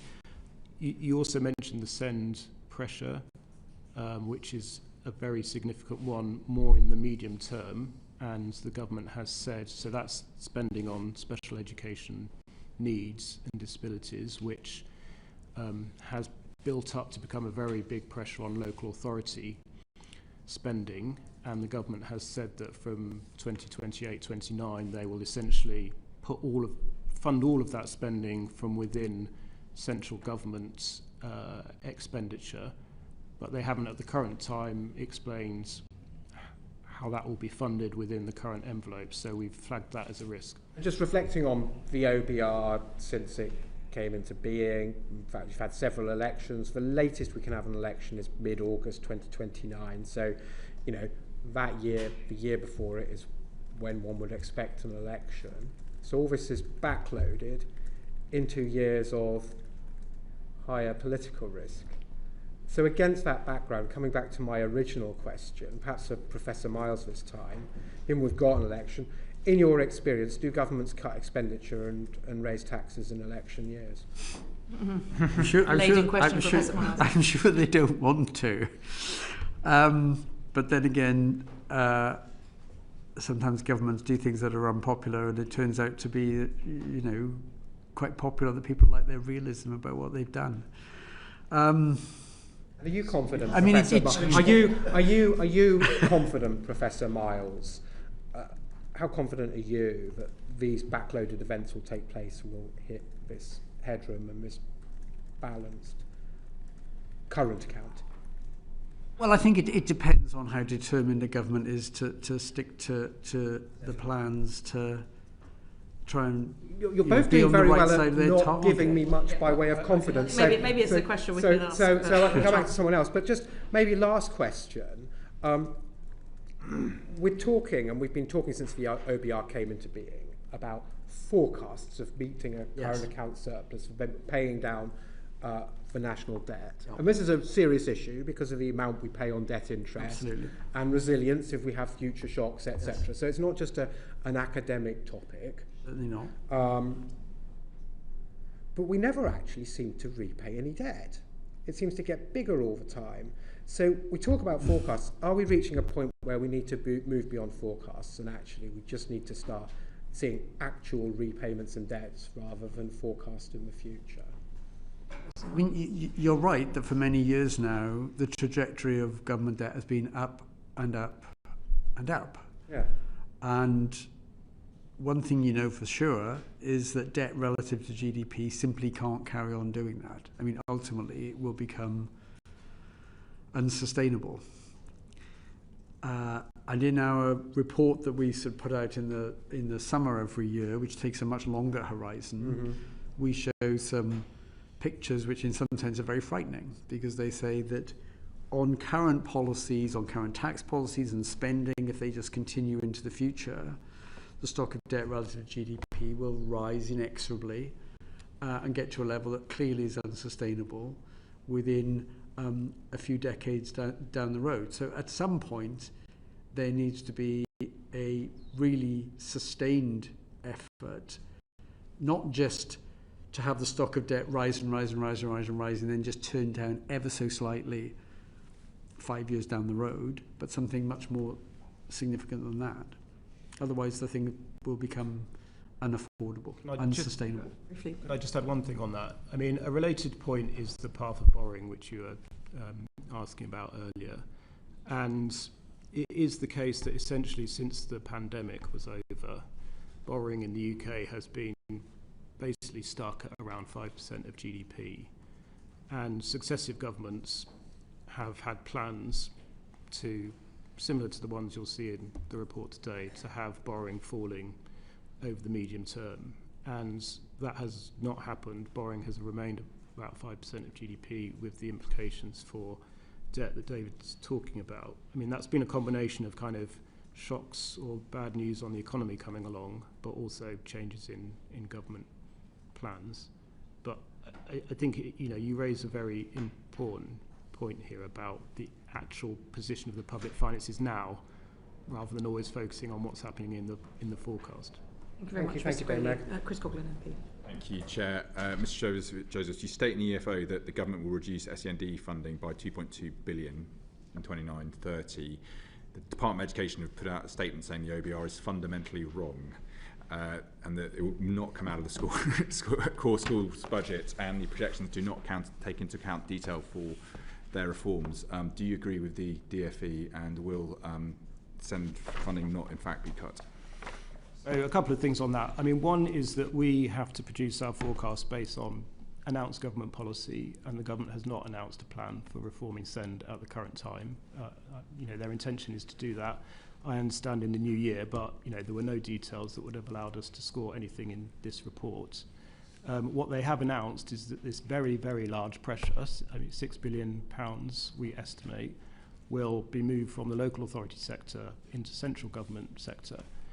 They did not set out how that would be funded, and that is in a year when there are other significant pressures on the existing spending review envelope, including from inflation, as I was talking about earlier, but also other areas of spending pressure. And it's also a year where the government has actually decided to try and reduce overall spending a bit compared to the past. So, it is clearly a risk.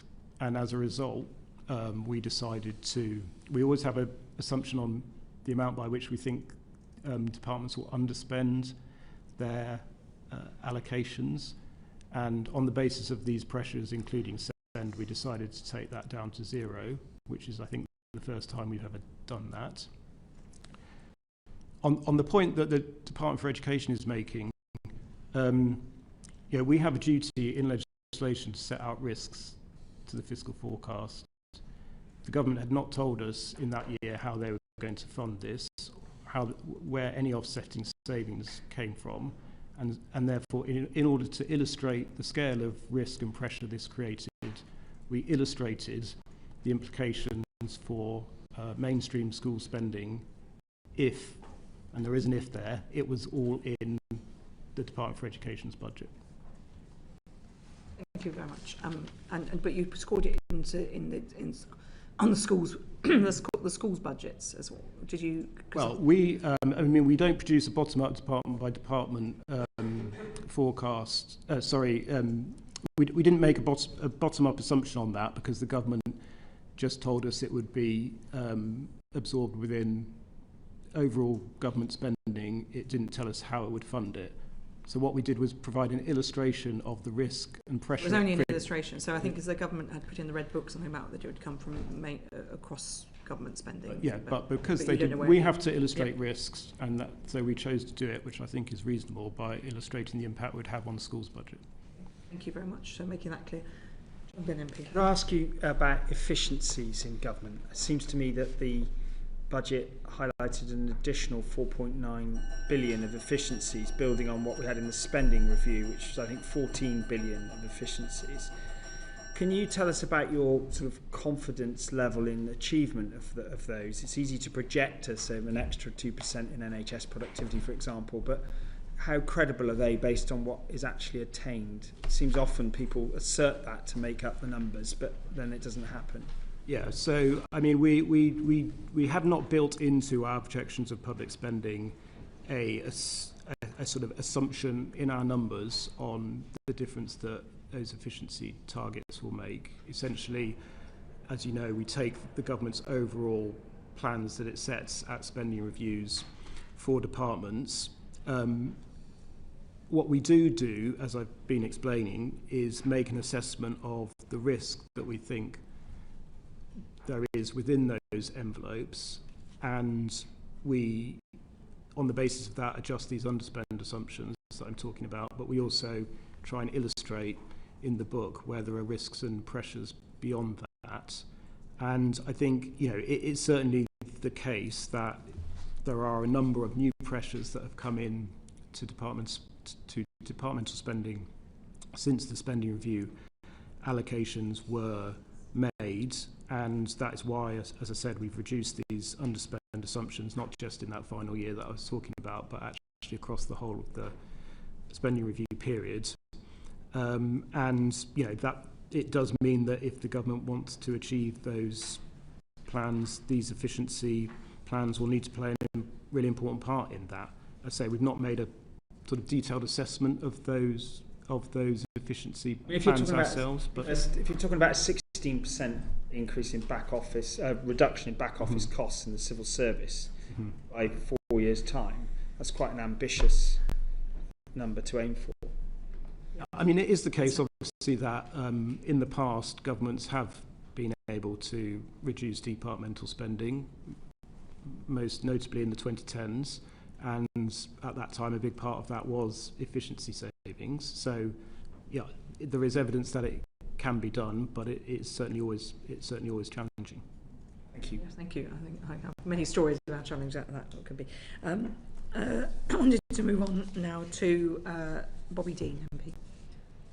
Thank you, Chair. One of the risks of the fiscal forecast that you've highlighted in the report is about the potential for a correction in the global stock market.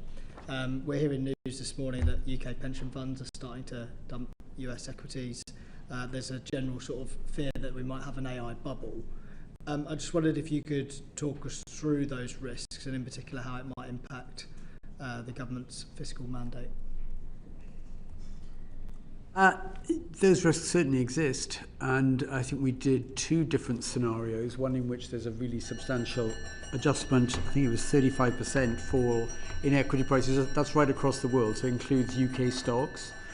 The other was, if you will, a shock that emanates from somewhere else, but there's a sort of smaller knock-on effect in the UK. That was sort of motivated by the idea. So, and in that one, 35% in the rest of the world, but only 15% in the UK. And that was because on a lot of different measures, UK stocks just look less overvalued than they do in a lot of other countries, particularly the US. And the scale of that is very, very marked at the moment. So the US, one measure of valuation is what are the price of stocks relative to the earnings of companies, the so-called PE ratio. That's not far off twice as high in the US as it is in the UK. So it seems sensible to say, well, there could be an adjustment in the world. It's probably going to be bigger in the most overvalued markets. The UK is definitely not in the overvalued markets in the world, but you couldn't plausibly think that a very big sell-off in the global market wouldn't have any impact on the UK. So we do both of those.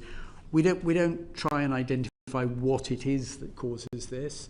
Obviously, the thing that you highlight is very much in the minds of many people, that some sort of tech stocks, IT stocks, call them what you will, look like they're very stretched in terms of valuations, and people are getting nervous about that. So it could be that, but we're not specific.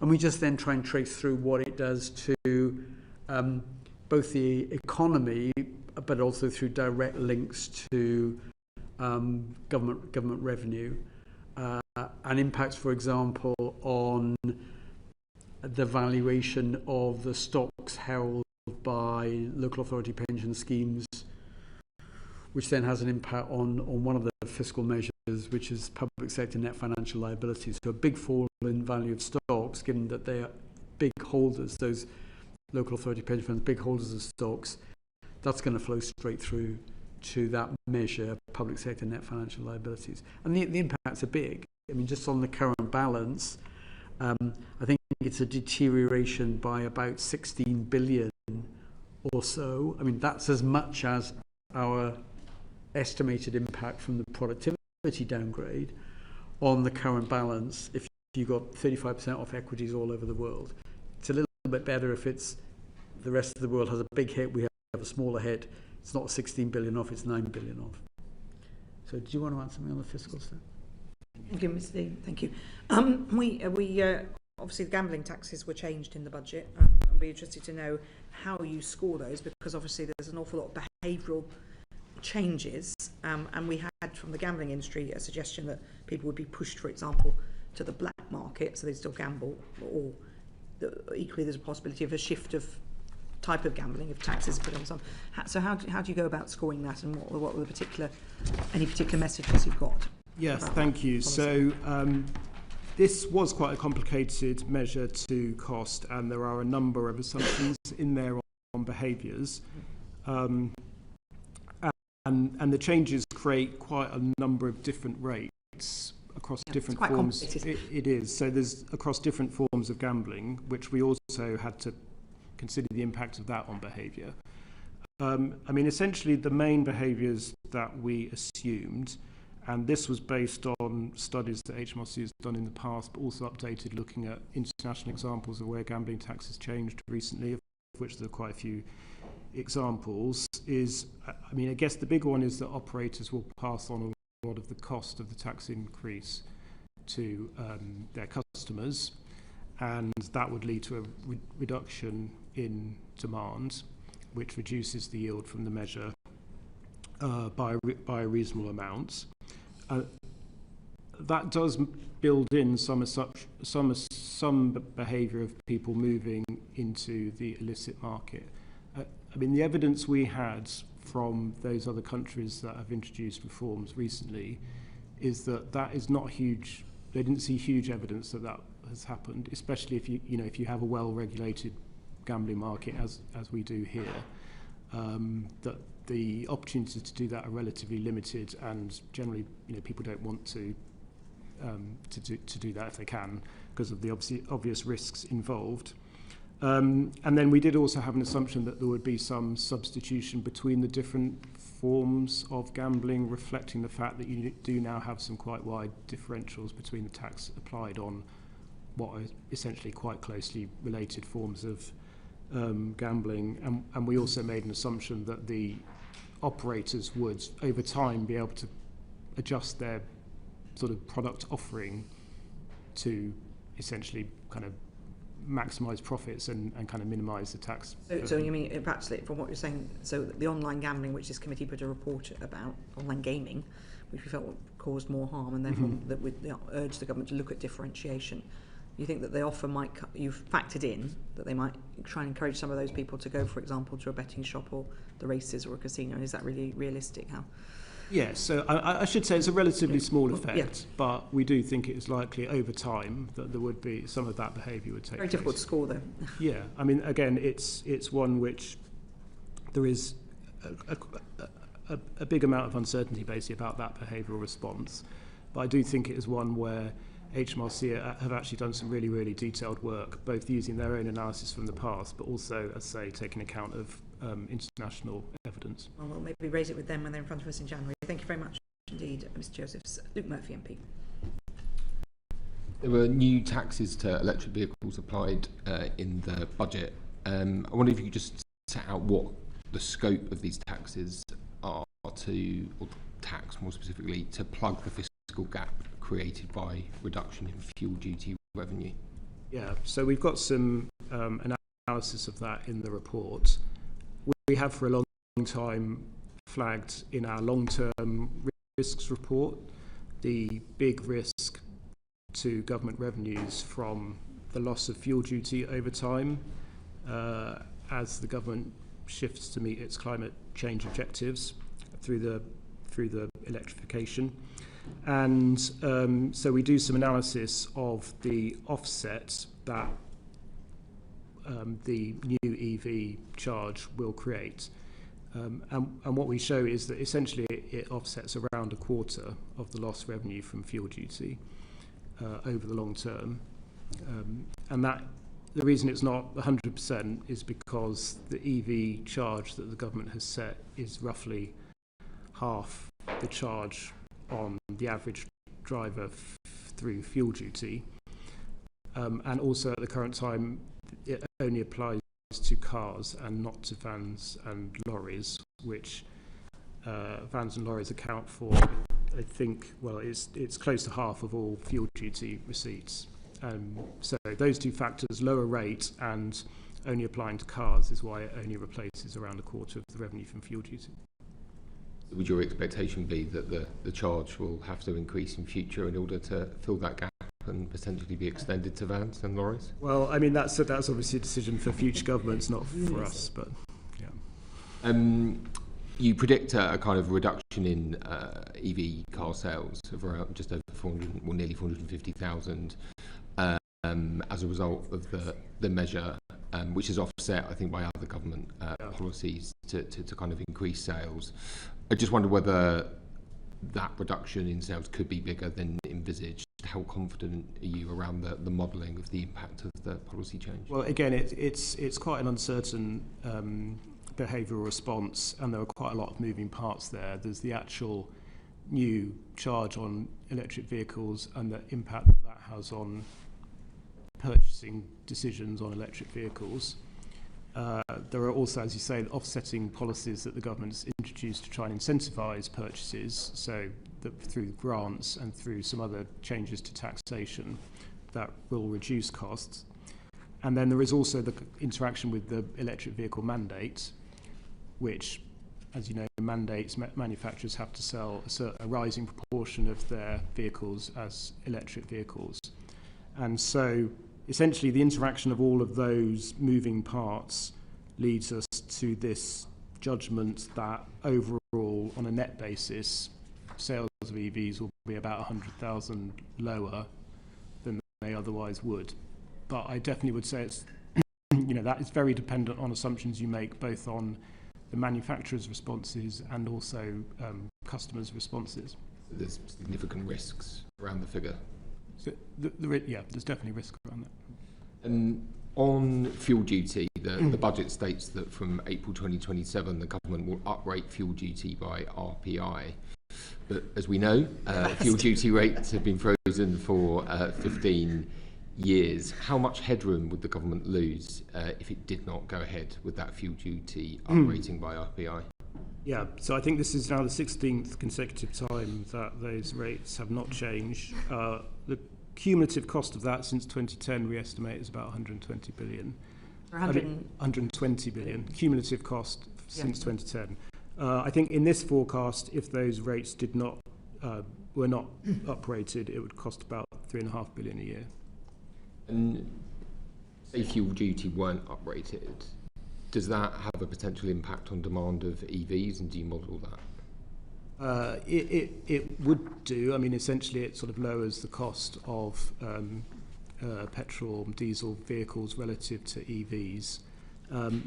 Again, the modelling that I was describing earlier on electric vehicles, we have to base on current government policy, so it will have been based on the assumption that those RPI increases happen. So that number on EV forecast could change in the negative if government weren't to freeze RPI. Well, weren't to freeze fuel duty, sorry. Yes, but there is, as I say, there's also the interaction with the mandates. So manufacturers still have to sell a certain proportion of their vehicles as electric vehicles. So again, there would be a response Lots of moving to parts. that from manufacturers. Yeah. Thank you. Thank you very much, Mr. Murphy. Yuan Yang, MP. Yes, there are several increases on the effective rate of tax from income flowing from wealth in the last budget, and in particular on the effective rate of tax on dividends. And I see that in your behavioural effect, you find that over the 5-year forecast period, there's the effect of people changing their behaviour in response to that tax increase goes down to zero. Was that a surprising find, and would you have found a zero impact on behaviour if that increase had been larger than 2 percentage points? Mr. Joseph. Specifically on the increase to dividends? On dividends, yeah. Yeah, I mean, I think that reflects the fact that it was a relatively small increase. It applies just to basic and higher rate taxpayers and not to additional rate taxpayers. And I think it is the case that actually quite a lot of the dividend taxes will be paid by additional rate taxpayers. So yeah, essentially that's why there was not a huge one. Well, thank you very much indeed. Harry Baldwin. Thank you very much, Chair, and I'm going to try and elicit some yes-no answers out of you, because you've obviously covered a lot of ground so far, and I think there are a few last topics where I'd just like to get a yes-no from you. First of all, the Chancellor has told us repeatedly about the importance of growth. In aggregate, did the measures announced in this week's budget improve growth in the UK? That's a yes-no answer, please. No, but can I just say why? Yes. No, in the sense that we didn't judge that the positive effects outweigh the negative effects. I think it's in some ways not surprising that the answer is no, because if you're going to take the tax take out of GDP higher again, which happens to the highest level certainly since the Second World War, possibly for a much longer period, it's very difficult to raise taxes without affecting incentives to save, to work, to invest, to become an entrepreneur, to stay in the UK. It's very difficult to do that without having some negative effects. We judged that those negative effects, at least over a 5-year horizon, were not large enough to actually give a negative impact of the budget, but neither did any positive effects more than outweigh them. In short, higher taxes mean lower growth, is what I heard. Very say difficult there, to increase the tax take without having effects on incentives. Yeah. Okay, another quick one for trying for a yes/no. In aggregate, did the measures in this week's budget improve productivity in the UK, Mr. Josephs? Well, again, Yes, no. Well, I think it's Well, difficult. it I think is- we need to get a little bit maybe more reflective. again, I think the answer is the same answer that David just gave, which is no, but there is a reason why, which is that we have introduced this new significance threshold. So we only incorporate the impact of policies on productivity if they go above or below our 0.1 threshold. And in this budget, there weren't any policies in Lots either of small, the direction. smorgasbord meant that it's not a score. So it didn't increase growth, it didn't change productivity of the UK economy. Specifically on NHS productivity, because it's such a big line item in the budget, the spending on the NHS. In previous reports, you've told us that NHS productivity has not yet returned to pre-pandemic levels. Is that still the case? Can I have a yes/no on that? I mean, I'm afraid I don't have an answer to that because that is not a number we've included in the book this time. I know there have been some recent data releases on that, but I'm sorry, I can't give you an answer. I need to chip in that my local hospital, Homerton, has increased productivity by 11.3% year on year. So there are bits of the NHS that are doing very well. Very good. If I may, I've got a couple more. On the Employment Rights Bill, is it my understanding you have not yet incorporated any impact of the Employment Rights Bill in your forecast? Yes. Okay. And then finally, on a point that we were talking about earlier, the net migration mix, we heard that you don't have a lot of information yet on that. You also told us in your report last year at the budget that the measures that the Chancellor put in place then around the non-domiciled regime were highly uncertain. And I think in this year's report you've said that you've no reason to change that. There's been a lot of anecdote obviously out there about rich people fleeing the country, but is there any sort of fact-based information that would change any of your information? And so, as you say, we've not changed that assumption because we don't feel there's any hard evidence out there that would lead us to change that assumption. I mean, that assumption is that there is pretty significant outward migration as a result of that policy. But as I say, still within the parameters you estimated. No new evidence, and we won't have really hard data on that until early 2027 when we start to see the actual tax receipts. And then final one, if I may, the salary sacrifice measures in terms of pensions were the second biggest item in terms of the tax increases in this budget. Do you think that that will have a long-term impact in terms of your medium-term fiscal forecast and the amount that we save for pensions in this country?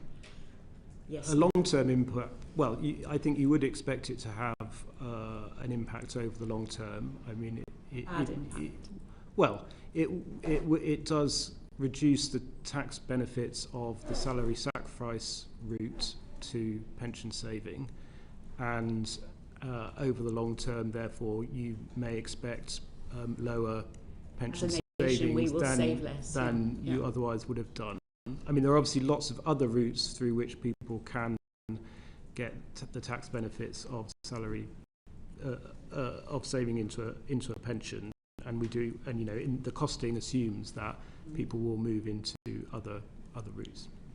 Thank you very much, Luke Murphy, MP. Thank you, Chair. I just had a question about the significance threshold on policies. I just wondered, do you only ever assess what the government puts in front of you, or do you have a kind of a basket of measures, as it were, that you, or a range of different types of policy that you publish that you could show makes the biggest difference in terms of growth enhancing measures? How does that process work? We only consider policies that the government has announced as final policy decisions, and I mean that's something that's set by our legislation. We're not permitted to look at alternative policies. I would say one point here is that I think one of the issues we have faced when undertaking these sort of exercises of incorporating the impacts of government policy is how can we be assured that we are being given a sort of full picture of the various changes in government policy that might have an impact on growth. And I think in particular that is an issue for us when it comes to departmental spending policy and regulatory policy. On tax and welfare rate changes, essentially fiscal events bring everything together, so we can be very confident we're looking at all tax and benefit rate changes. When it comes to departmental spending, for example, we might be told by the government that a department is introducing a new spending policy that's going to have a positive impact on growth. It is very difficult for us to look through everything else that department is doing and judge whether other things that department might be doing might be having a offsetting effect on growth. So that's one of the reasons we've introduced this significance threshold, and we've also been clearer on another one of our thresholds, which is we call additionality, which is essentially saying, can we be sure that this new policy is having an impact on growth which is clearly over and above previous government efforts and is not being offset by other policy changes. I appreciate you only assess the policies the government puts in front of you, but I guess to ask the question slightly differently, do you have a typology of policy measures that shows how you assess different types of policies with it in-house? And yes. Is that something that you so we do. Is that something that you publish? We do, and we've published the published report, which basically shows how we approach different types of policy. Yeah. Thank you very much, John Glenn MP. Can I just ask you on the employment rights bill? I mean, it was in ping pong immediately before the budget, but I suppose the U-turn on Wednesday on first day rights would vindicate your position on that. Yeah. So back in March, we said that this policy was the final picture on that policy was very uncertain because it had to go through a legislative process. There were a lot of amendments in play, and also quite a lot of the important details would only come in secondary legislation. We thought by the time of this forecast we'd have a clearer view. As it turned out, that was not the case. It was still going through this process. So we judged we were still not able to estimate the impact on growth, and as you say, there have been subsequent big changes. Yeah. I think it's clear. So in legislation, you can only deal with policies of the government, and the same really for legislation has to be finally pinned down. Well, we do score policies where the legislation is still going through Parliament, where it's in most cases is pretty clear what the final outcome is going to be. In this case, that was just not the case. So the number of amendments. And also the fact that a lot of important details would come from the secondary legislation that followed the primary. There's a message for government, isn't it, about what to put on the face of a bill, and in secondary legislation. If you're in government, you always want it. In secondary legislation, if you're in opposition, you always want it on the face of the bill. But before we finish, I just want to ask a couple of quick questions. One of the we haven't talked much about gilts today, but we've seen the pattern of gilt trading here. But one big question is, why are the UK gilts rates consistently higher than in France, which has far more debt than even we do? I think part of the reason is that UK gilts obviously are denominated in sterling and French government bonds in euros, and the euro is a clearly more widely held global currency than sterling. There'll be a lot of investors that think some part of their portfolio needs to be in euro-denominated assets. There'll be relatively fewer, at least outside the UK, who would think, yes, we absolutely have to have some sterling-denominated government bonds. I think that's one reason. I suppose there's a slightly more nebulous one, that if things really fiscally got very difficult in France, that there might be some European Union ECB strategy to try and help them. That's not going to come our way. Okay, thank you. That's very helpful. Going back to what we were discussing at the beginning, you were very clear about the unhelpful information that you felt was being put out there. If that unhelpful briefing occurs at a future fiscal event, I think it's clear that the committee would be quite like to be informed of that. Are you happy to support that as members of the Budget Responsibility Committee. Obviously, you'll have a new chair, will have to be involved in that discussion too. Is that something, Mr. Josephs, you'd support? Providing information if you felt that the OBR was being buffeted by briefings? Yes, absolutely.